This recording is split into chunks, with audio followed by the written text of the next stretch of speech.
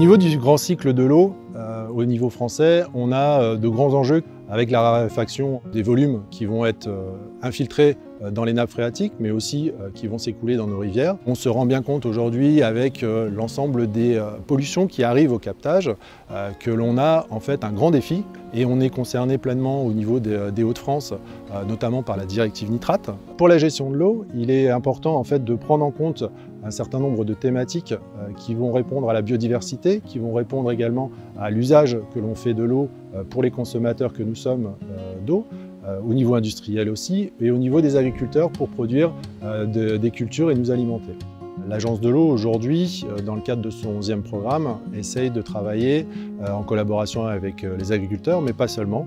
On a bien considéré aussi que toute la filière devait agir pour protéger autour des captages et de pouvoir justement réduire les intrants afin de diminuer la pression de l'ensemble des acteurs.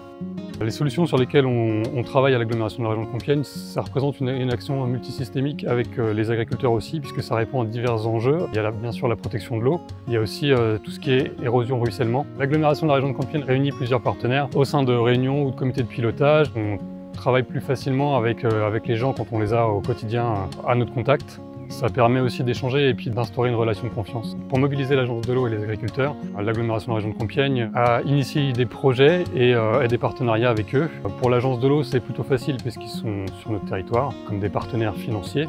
Pour les agriculteurs, c'est plutôt sur du portage de projets et on essaie de trouver des débouchés pour les faire changer de pratique.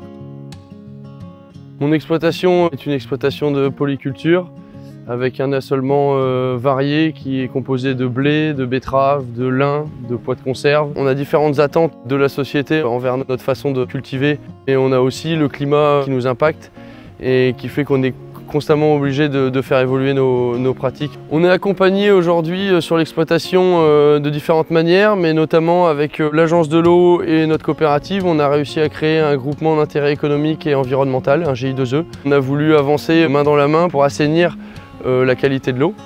Et donc avec l'Agence de l'eau et l'agglomération compiègnoise, on a réussi à implanter sur des zones à risque la culture du miscanthus. Sachant que c'est une culture propre qui nécessite ni intrants, que ce soit engrais, ni produits phytosanitaires. Ce qui permet sur cette zone-là et sur l'eau qui arrive sur ces versants où le miscanthus est implanté, d'avoir une infiltration propre de l'eau.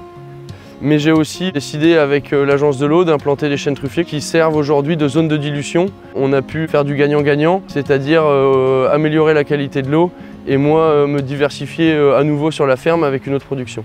Les enjeux sont tellement divers et complexes qu'il faut essayer de travailler de façon globale. La réponse n'est pas unique et donc l'installation d'un miscanthus, par exemple, c'est une protection de captage. Ensuite, on va également avoir une retenue par rapport à des effets sur l'érosion-ruissellement.